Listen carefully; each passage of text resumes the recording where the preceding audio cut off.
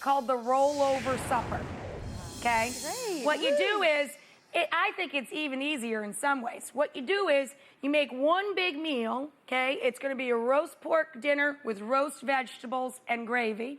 And then you roll over the leftovers into 2 other completely different dinners, okay? It's still quick cooking later in the week, and then that one big sit-down dinner. You like that idea? Love it. Love it. Love it. Well, let's roll over, baby. All right.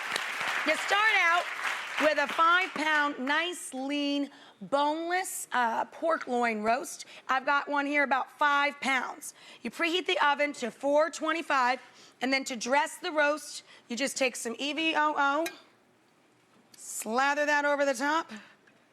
And then, couldn't be simpler. Pepper, salt, lots of fresh thyme. Give it a little pat.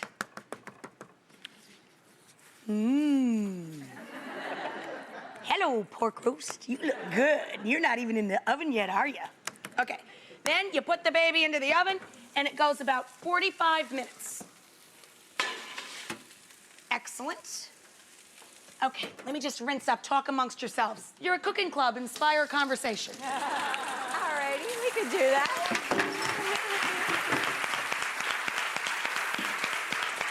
All right. You're a cooking club, not a chatting club, huh, Lee? Oh, we do a lot of chatting, believe me. So, next thing I'm gonna roadmap for you is the veggies. You're gonna make a huge amount of cauliflower, baby carrots, and potatoes. We've got 2 small heads or 1 big head of cauliflower. Chop it up into florets, put that on 1 cookie sheet. Cookie sheet number 2, family-size package of baby carrots. We got a couple of pounds of potatoes here. I would say do 1 big starchy potato per person times 2 nights. So if you're cooking for 4, you'd want 8 potatoes, that kind of thing. Okay? Put these kids all across your cookie sheets, and then everybody gets a drink. Olive oil. Have some olive oil, Mr. Carrot. Have some olive oil potatoes. And then everybody gets the salt and the pepper. That's why I'm using just coarse black pepper here, so you can really season everything with some speed. Excellent. Okay, salt, come on down here. Then these guys go in the oven when the pork is about 15 minutes into cooking, because these guys need about 30 to 45 minutes. The pork's gonna roast for 45 minutes and then rest for 15 minutes, okay? So you wait until the pork's got a little head start, and you pop all these kids into the oven too. Bang, bang, boom. There you go. I'm gonna show you what the veggies look like when they come out. If you have never had a roast carrot, boy, you have just been missing something. They are delicious.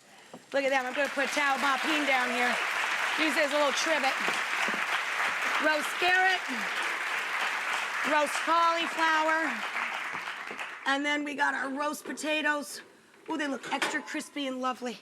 How yummy.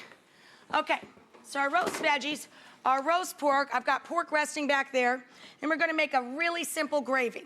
Got some butter in a skillet here. Put a little bit of heat back underneath it. And then I take a couple of cloves of garlic. It's a nice garlic and butter mixture in the background of the gravy. Lovely. Here we go. Little garlic in there. When the garlic cooks up a little bit, you sprinkle in some flour, let the flour cook for a minute. And then I just whisked in some store-bought. I preheated my whisk to about medium well. That was actually pretty painful. Anyway, you put your chicken stock in there, and you make just this simple stovetop gravy. Done. Now, the big finish for this meal is a gremolata. We talk about the gremolatas all the time. It's a flavorful little sprinkle to put down over the whole meal, the vegetables and the pork. So what we're gonna do is take our orange, zest it up, and then we're gonna chop that together with a little flat leaf parsley and some scallion, a little green onion. So you have a mild oniony flavor, you have the citrusy pop of the orange, and then you have that nice, bright, fresh, flat leaf parsley. Run your knife through, then pile them all together, and just sort of mill it. Pick up and down just from your shoulder, and go back and forth over it till everything gets itty-bitty. smells really good. Such a fragrant, nice finish. Then once your meat has rested and the veggies are out, what you're gonna do is take half of your pork and plate it up on a nice big platter and sprinkle the gremolata down over the whole thing. Got a pork that's been resting here. Let's slice this up. Now the 5 pounds, we're gonna use about 2.5 pounds each night. So we're gonna cut it right down the middle. Serve up half the pork at a time. The leftover is gonna be the basis for a roast pork black bean chili. Too good. Okay. Strings off. See ya. Slice this thick or thin as you like. Look at that. Is that perfect? Just a perfect color. Couldn't be moister, more delicious. Absolutely gorgeous. And everybody there is gonna get, oh wow, a huge portion, a couple of nice thick slices right on there. Then we're gonna take half of each of our veggies there. Let's grab some tongs. Get those on there. Half our potatoes. Pass that nice garlicky gravy at the table.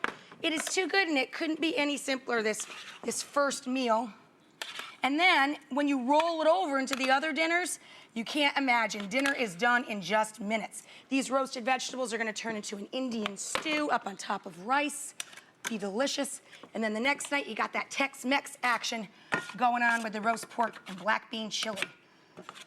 Okay, big finish to our dinner for 4. Our gremolata sprinkled down over the whole top. Fantastic!